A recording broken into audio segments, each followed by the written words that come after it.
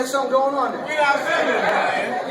Come on, let's go, come on. Come on.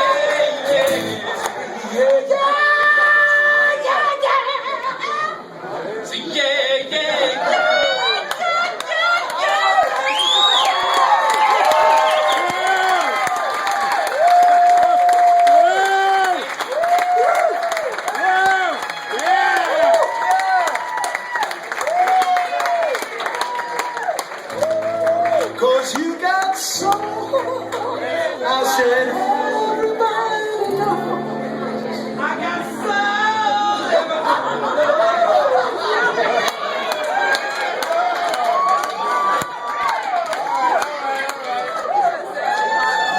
It's alright, whoa, it's alright.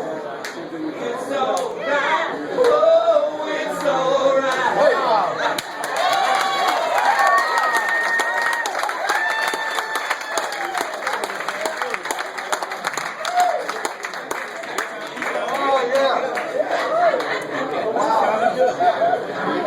I got a couple more for you, all right?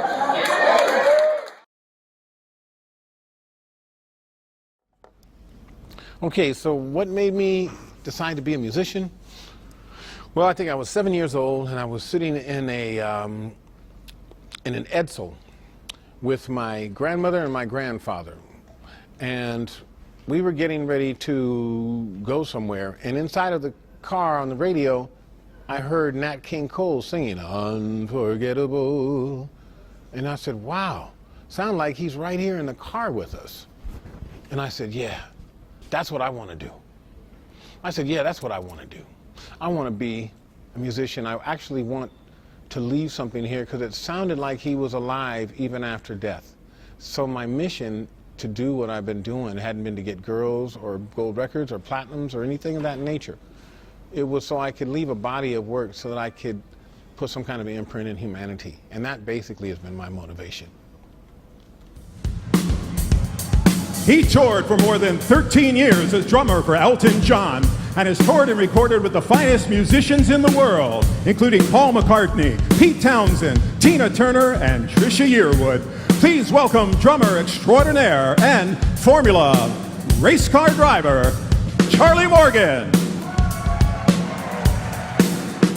My first gig with Elton, yeah, this was interesting because I did some sessions on his Ice on Fire album, and during the sessions he said to me, I'm doing this little charity show for Bob Geldof in July. Would you consider being a member of the band? And I said, yeah, sure. He said, yeah, we'd do 5 days rehearsal and play the show. And that was Live Aid in front of half the world. He toured with Phil Collins as his keyboard player and musical director. And tonight, he's our musical director and keyboardist. He's also recorded and toured with artists like Natalie Cole, Lionel Richie, and Paula Abdul from Nashville. Please welcome Brad Cole. Okay, getting into the studio work in LA started with me in the 80s doing demos for people. And at the time, the keyboard player was really the dominant character in the band because everything was becoming very electronic during that decade, and keyboardists had to have lots and lots of keyboards and lots of sounds, and the technology was still evolving, and it was a big constant chasing of your own tail almost, trying to keep up with everything.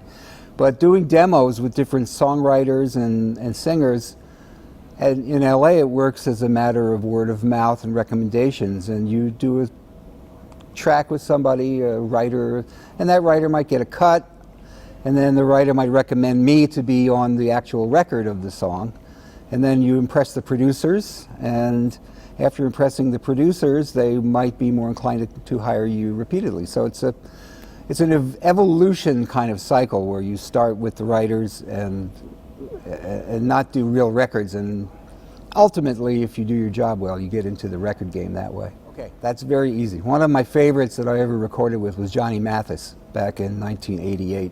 One of the really wonderful people in the business. An absolutely wonderful man, very friendly, very musical, and I must say that when he was doing his vocals on this record, every single note that he put on tape was a keeper.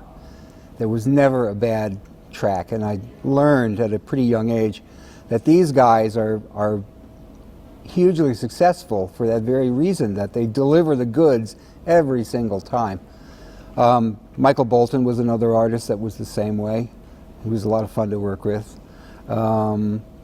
Let's see. Oh, I did a couple of songs with Natalie Cole, with the big band in Capitol Records, which was really kind of a dream come true. That was really fun.